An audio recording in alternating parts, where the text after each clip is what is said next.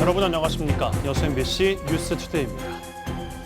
프랑스 안시에서는 60년이 넘는 긴 역사를 가진 세계 제1회 애니메이션 페스티벌이 개최되고 있습니다. 순천시가 프랑스 안시 애니메이션 페스티벌을 이식해 새롭게 확장된 개념의 애니메이션과 웹툰 콘텐츠 축제를 개최합니다. 김주희 기자가 보도합니다. 애니메이션계의 칸 영화제로 일컬어지면서 60여 년 전통을 가진 프랑스 안시 애니메이션 페스티벌. 올해 페스티벌에 참여한 국가만 100여 개국에 작품 수도 3,400여 편에 이르고 있습니다. 순천시가 오는 10월 말 안시 애니메이션 페스티벌을 확장시킨 개념의 애니메이션과 웹툰 콘텐츠 축제를 순천만 국가정원과 오천 그린광장 일원에서 개최합니다. 순천시가 처음 시도하는 가칭 순천 글로벌 가든콘 페스타는 올해 프랑스 안시 애니메이션 페스티벌에 수상작들이 상영되고 감독들과 소통하는 자리도 마련될 수 있을 것으로 보입니다. En tout cas, c'est bien que la ville puisse s'intéresser et créer un très très beau projet comme celui-là. Et bien évidemment qu'on aidera, on accompagnera dans la mesure de ce qu'on peut faire. Mais 이와 함께 국내외 학생들이 직접 제작해 출품한 단편과 쇼츠, AI 애니메이션 작품 영화제와 해외 애니메이션 상영회도 개최됩니다. 특히 문화 콘텐츠를 산업화로 연결시키기 위한 애니 산업 관계자들의 사랑방 역할을 할 비즈니스 마켓도 열립니다. 이번 축제를 통해 시는 글로벌 문화 산업의 메카로 성장하고자 하는 새로운 미래 비전을 대내외에 선포하는 의미 있는 자리가 될 수 있을 것으로 기대하고 있습니다. 문화 콘텐츠로 시민들은 문화를 즐기고 그다음에 기업, 작가, 학생들은 거기에서 비즈니스 마켓이 열리면 그 속에서 이제 소통하고 교류하는 하나의 문화 산업 생태계를 저희가 판을 깔아주는 행사라고 볼 수 있겠습니다. 순천만과 국가 정원을 기반으로 한 생태 도시, 문화 콘텐츠를 융복합해 새로운 도시 미래 비전을 구상하고 있는 순천시. 이번 축제는 순천시의 미래 전략을 한 단계 더 구체화할 수 있는 디딤돌이 될 수 있을 것으로 전망됩니다. MBC 뉴스 김주희입니다.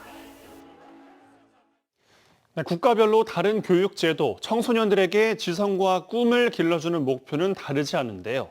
전남 독서 인문학교 학생들이 독일의 중등 교육기관인 김나지움을 찾아 서로의 차이를 확인하고 또 공감했습니다. 안준호 기자가 취재했습니다. 서로의 국기를 손에 쥔 한국과 독일의 학생들이 한자리에 모였습니다. 독일의 수도 베를린에 위치한 중등 교육기관인 마리 큐리 김나지움에 방문한 전남 독서 인문학교 학생들. 분단을 겪은 독일의 역사를 들으며 현지 재학생들과 문화 교류를 나눴습니다. It's really important to know things from inside, from people like me. They should never give up. They should have a plan, and then the life will go on. 초등 4학년 이상을 수료한 학생들이 진학하는 독일의 중등 교육기관인 김나지움. 대학 진학을 희망하는 독일의 학생들은 초등 교육과정 이후 이곳 김나지움에서 교육을 이수합니다. 김나지움에 진학하지 않는 학생들은 직업 교육을 위한 실업계 교육기관인 레알슐레와 하우프트슐레로 진학하게 됩니다. 10세 전후의 이른 나이의 학생들이 각자의 진로를 잠정적으로 정하는 셈인데 때문에 학생들의 가능성과 진로를 너무 이른 시기에 판단하는 것 아니냐는 비판의 목소리가 적지 않습니다. 사실은 여기 독일 교육 관계자들도 너무 빠르다. 초등학교 4학년 이후 5학년 때, 초등학교 6학년 이후 7학년 때 자기의 미래를 결정하는 게. 하지만 대학 진학을 희망하지 않는 학생들을 위한 교육 제도 역시 체계적으로 갖춰져 있어 독일의 학생들은 학업 준비 과정에서 부담 없이 자유로운 진로 선택을 할 수 있다고 말합니다. 대학을 꼭 가야 된다는 편견이 그 부담이 좀 적어서 김나지움을 간다면 대학을 가는 경우가 많고요. 안 그러면은 또 다른 낮은 급의 오버슐러라든가 게잠트슐레가 있는데 그쪽으로 가면은 전문대로 가는 경우가 많고요. 고등학교 진학 이후 우선적으로 대학 입학을 위한 교과 과정에 전념하는 한국의 학생들은 이와 같은 독일의 교육 과정 속 선택의 다양성이 진로 선택의 부담을 덜어줄 거라고 말합니다. 김나지움은 이제 긴 시간 동안 이제 진로를 찾을 수 있는 길을 많이 열어주고 다른 교육 과정의 다양성이 좀 있어서 진로를 다양하게 잡을 수 있게 길을 열어주는 것 같아서 여기 애들은 일단 어른들도 되게 자유롭게 너가 하고 싶은 거 마음껏 해봐 이런 분위기고 이 친구들도 나는 그냥 이것저것 해보다가 원하는 거 하려고 이런 분위기인 것 같아서 교육 제도는 서로 다르지만 꿈을 향한 열의는 다를 것이 없는 학생들은 서로의 재능과 희망을 나누며 더 큰 미래를 그리고 있습니다. MBC 뉴스 안준호입니다. 네, 광주시가 유네스코로부터 미디어 아트 창의 도시로 선정된 지 올해로 10년을 맞았습니다. 빛과 미디어 기술, 예술이 융합돼 펼쳐온 지난 10년의 발자취를 한자리에서 살펴볼 수 있는 전시가 광주 미디어 아트 플랫폼에서 열렸습니다. 박수인 기자입니다. 광주 미디어 아트의 시작은 1995년 제1회 광주 비엔날레로 거슬러 올라갑니다. 특별전으로 열린 인포아트 전시에서 백남준을 비롯한 세계적인 미디어 예술가들이 다양한 매체 기술을 이용해 선보인 작품들은 젊은 예술인들의 가슴에 불을 붙였습니다. 이이남과 진시영, 박상화 등 비엔날레 키즈로 불리는 1세대 미디어 아트 작가들은 독창적이고 실험적인 작품으로 국내외에서 명성을 쌓았습니다. 광주를 빛고울 이야기 도시, 또 광산업 도시, 또 이런 민주인권 평화의 도시 이렇게 이야기하지 않습니까? 그래서 과거에 어떤 아픔이 있었는데 그 아픔을 이 미디어 아트가 치유하고 또 새로운 빛을 미디어 아트가 제안한다. 이런 성과를 바탕으로 지난 2014년 광주는 세계에서 5번째 유네스코 미디어 아트 창의 도시로 선정돼 인권과 빛, 과학과 예술이 하나 된 문화적 역량을 인정받았습니다.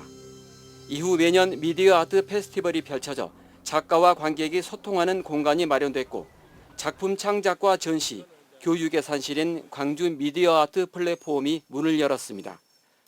국립아시아문화전당과 사직공원 등 도심 4곳에는 창의 벨트가 조성돼 시민들이 일상에서 미디어 콘텐츠를 경험할 수 있습니다.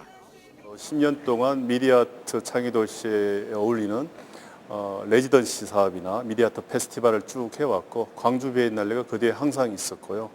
그리고 많은 백남준 키즈들이 광주에서 활발하게 작품 활동을 했기 때문에 광주 미디어 아트 플랫폼은 지난 10년 동안 걸어온 길을 돌아보고 미래를 탐색하는 기념 전시를 마련했습니다. 이번 전시는 VR과 애니메이션 등 다양한 기술과 매체를 활용한 젊은 작가들의 실감형 작품을 통해 미디어 아트의 새로운 지평을 선보입니다. 또 광주의 미디어 아트가 걸어온 역사의 순간들을 영상 작품에 담아서 보여줍니다. MBC 뉴스 박수인입니다.